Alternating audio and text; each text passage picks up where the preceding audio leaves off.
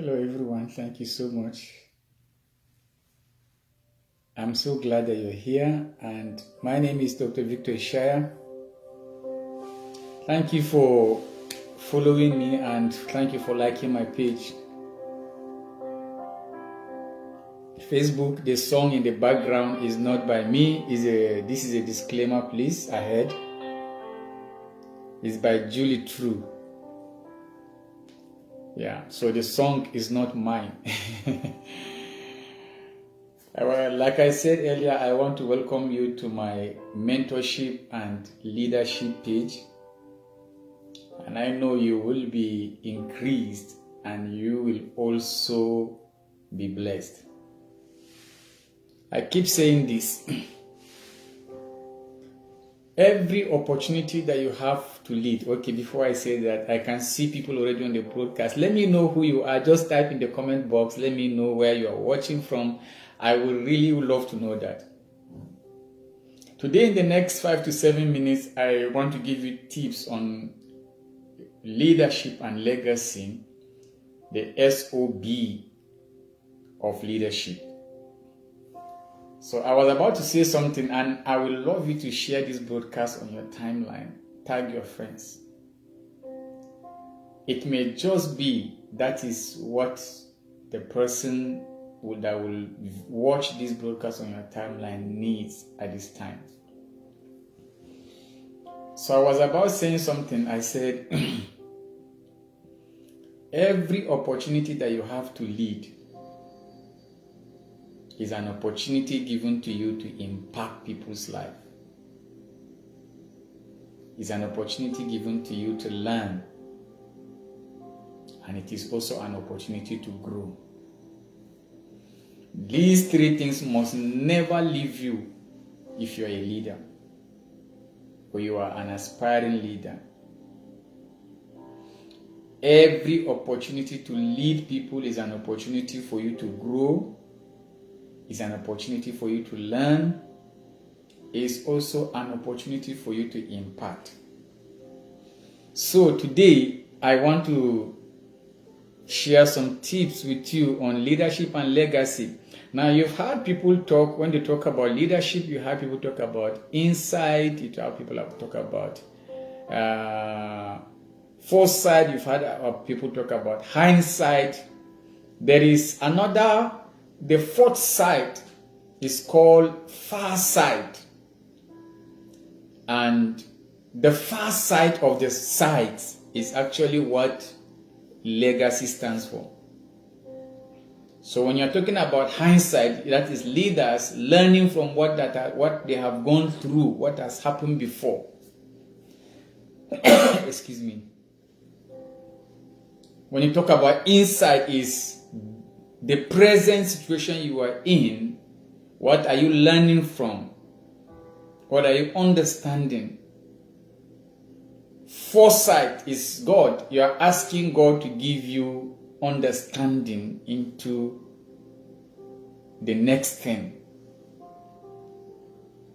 Then there is far sight. Far sight is what happens when you are no longer on the scene. And it has to do with legacy. Now, what is legacy? Legacy is simply preserving your best gift, the best gift in you, in other people's life. It is not you protecting your past. No.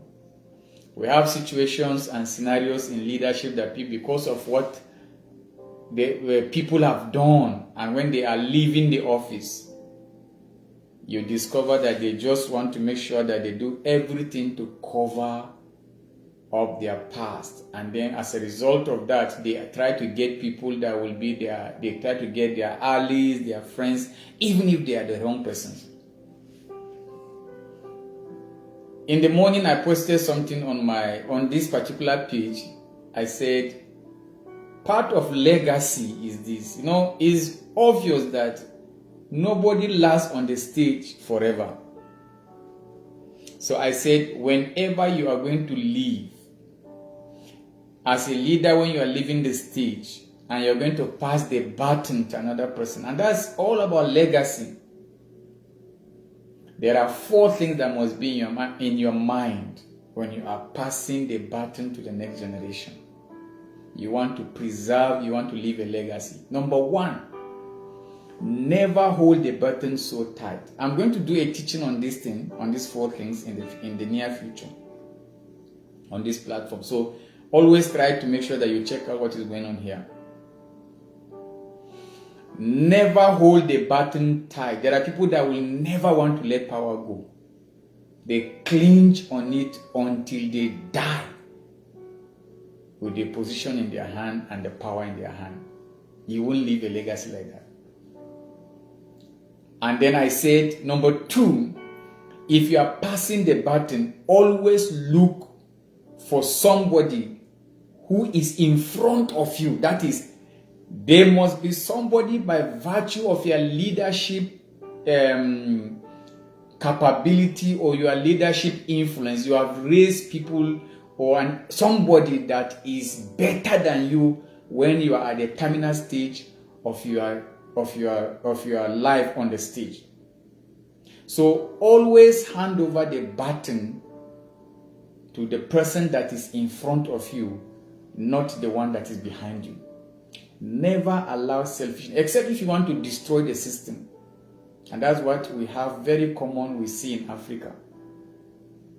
It doesn't matter as far as this person is close to me, will cover me, I will give him the power. No. If you want to sustain a system, always hand over the baton to somebody that is better than you. And then I said number 3, if you're going to hand over the baton, ensure that you don't drop the baton on the track.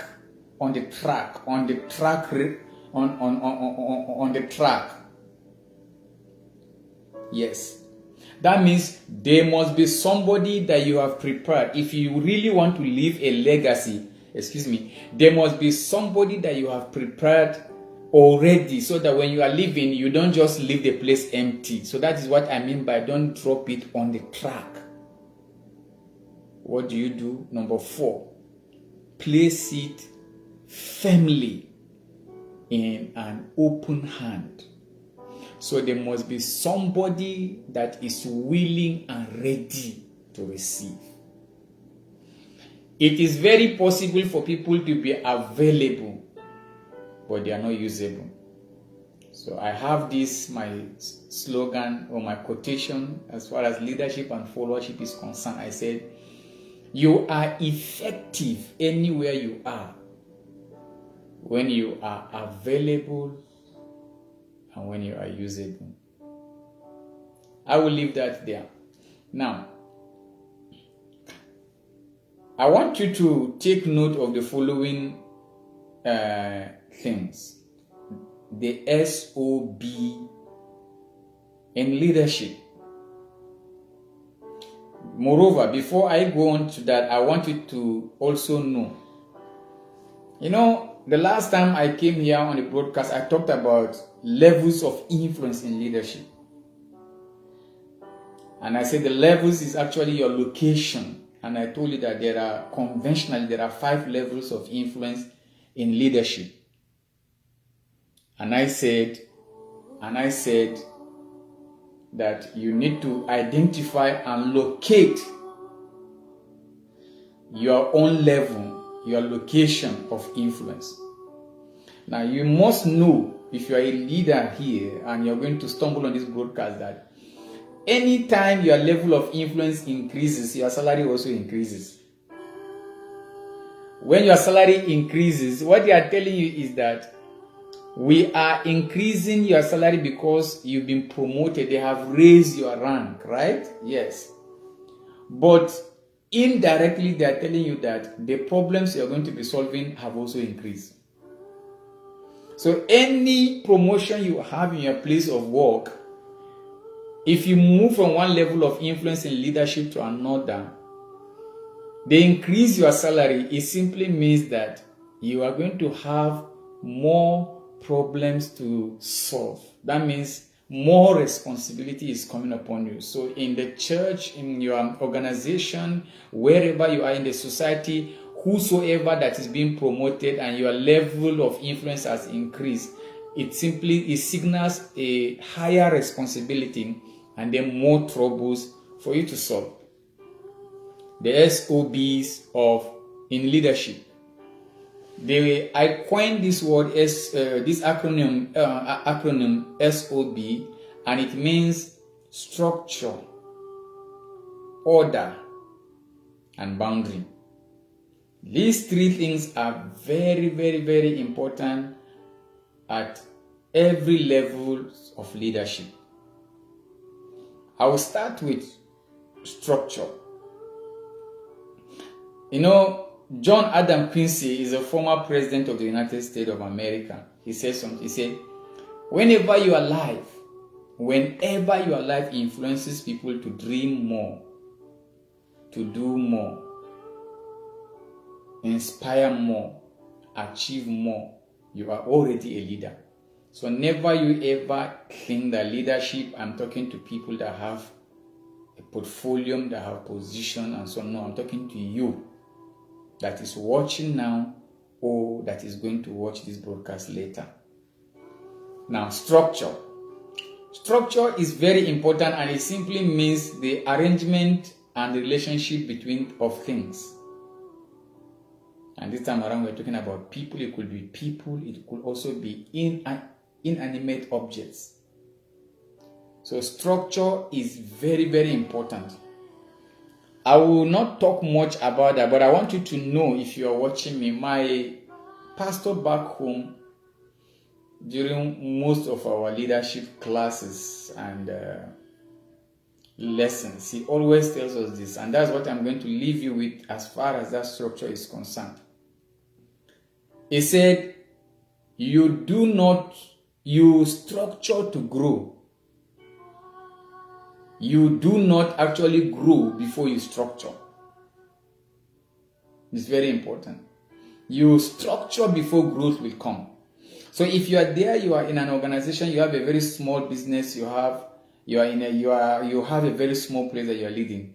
Don't wait and say that when growth comes, when people come, when I have an increase, then I will restructure. No. It is when you restructure, when you structure in anticipation that the system, the natural element of nature sees that no, this person is ready, then it brings the things that you need. So you structure to grow. You do not, you structure to grow. You do not grow before you structure. Another thing under structure that I want to draw your attention to is planning. There are so many people that believe that, no, if I have so amount of money, I will be able to do this, I'll be able to. No, sir. It's not money that you need. What you need is planning. There are so many people that have money, but because they have no plans, the money actually just fizzle out and they couldn't find it. And to point a picture is when you have plan that money will even come to your hand. I always say this example. People that draft proposal for projects. Somebody can draw out a proposal of, let's say, 10 million naira, $10 million, 10 million pounds.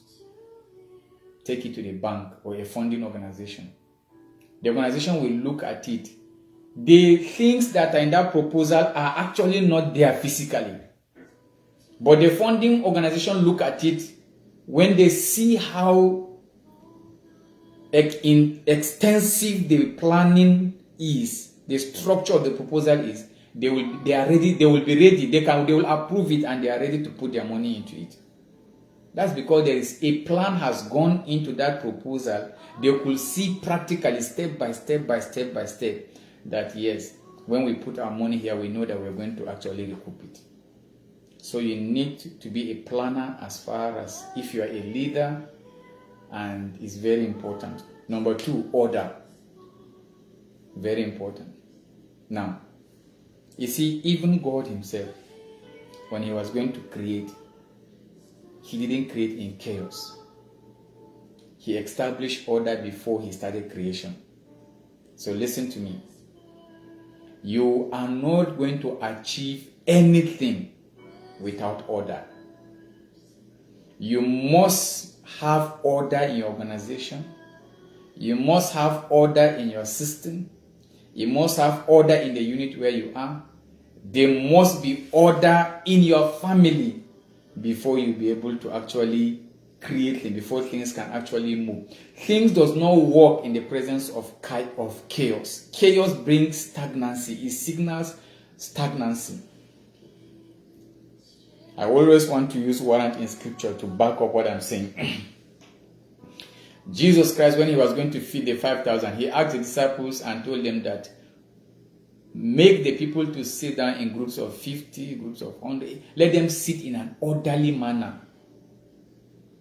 And then serve them the food. What lesson is he trying to pass across at there? It's a leadership lesson that has to do with order. Anywhere there is order, waste is minimized. Anywhere there is order, waste is minimized. And remember this. God is never going to give you or show you. He will show you your destination, but he's not going to take you in a jet to arrive at your destination the next day.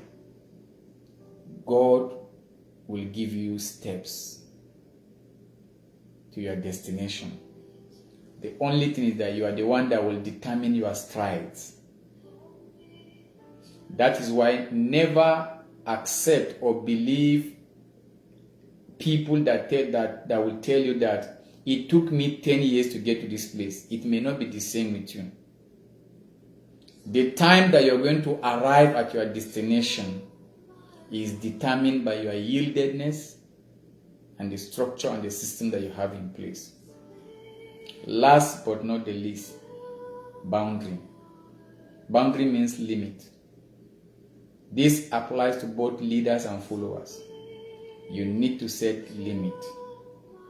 Limit of what you can do and limit of what you cannot do, because leadership is influence. Followers also need to set limit.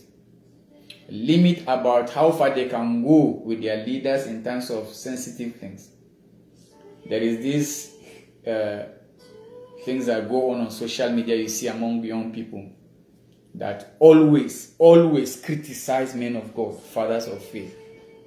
One thing or the other, I really don't want to encourage you to do that. You must know your limit. If God has called somebody, God has called the person. You're not the one that called the person. All you need to do is to pray for your leader, even if the leader is going astray. I am not saying that a leader should not be called to order when he or she is misbehaving. But you should be able to do that wisely. There is a way you can tell truth to power without any problem. Yes, there is a way you can tell truth to power and it will not cause any problem. So you need to explore those avenues. Leave people that God has called into place of leadership. Let God deal with them. If it is in the secular world, there are rules and regulations on how to deal things. Be careful the way you attack leadership, because it can cost you a lot if you are not very, very wise. So know your limit, know your boundary, set order, and have structure. Till I come your way again, I love you so much. I will be providing mentorship and leadership on this page.